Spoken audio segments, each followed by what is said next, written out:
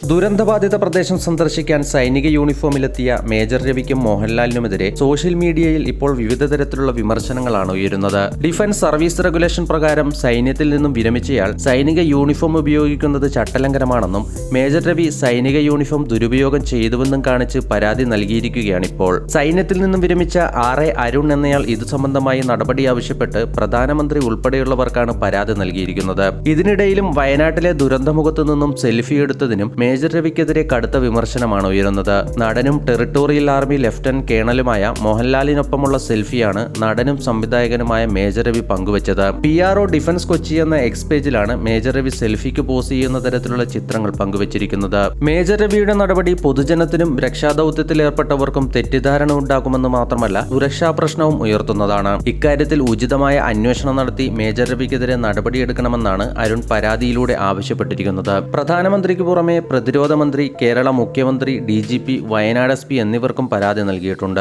ദുരന്തമുഖത്ത് സൈന്യം നടത്തുന്ന സേവനത്തിൽ തനിക്ക് അഭിമാനമുണ്ടെന്നും എന്നാൽ സൈനിക യൂണിഫോമിൽ ഫോട്ടോയെടുത്ത് സോഷ്യൽ മീഡിയയിൽ പങ്കുവച്ചതുൾപ്പെടെ മേജർ രവിയുടെ പ്രവൃത്തിയെ ശക്തമായി അപലപിക്കുന്നുവെന്നുമാണ് പരാതിക്കാരൻ പറയുന്നത്. മോഹൻലാലിന്റെ ഉടമസ്ഥതയിലുള്ള വിശ്വശാന്തി ഫൗണ്ടേഷനുമായി കൈകോർത്താണ് മോഹൻലാലും മേജർ രവിയും അടങ്ങുന്ന സംഘം കഴിഞ്ഞ ദിവസം വയനാട് ദുരന്തമുഖത്തെത്തിയത്. തന്റെ ഉടമസ്ഥതയിലുള്ള ഫൗണ്ടേഷന്റെ പ്രചരണത്തിനു വേണ്ടി മോഹൻലാലും സൈനിക യൂണിഫോം ദുരുപയോഗം ചെയ്തെന്ന വിമർശനവും ഇതിനോടകം തന്നെ ഉയർന്നിട്ടുണ്ട്. മോഹൻലാലിന്റെ യൂണിഫോമിലുള്ള സന്ദർശനം വെറും ഷോയാണെന്നും ഈ സാഹചര്യത്തിൽ ഇങ്ങനെ വേണ്ടിയിരുന്നില്ല എന്നുള്ള തരത്തിലും നിരവധി പേര് അഭിപ്രായപ്പെടുന്നുണ്ട്. അതേസമയം 3 കോടി രൂപ സഹായ വാഗ്ദാനം നൽകിയ മനസ്സ് കാണാതെ വിമർശിക്കുന്നതിനെതിരെയും നിരവധി പേർ രംഗത്ത് വന്നിട്ടുണ്ട്.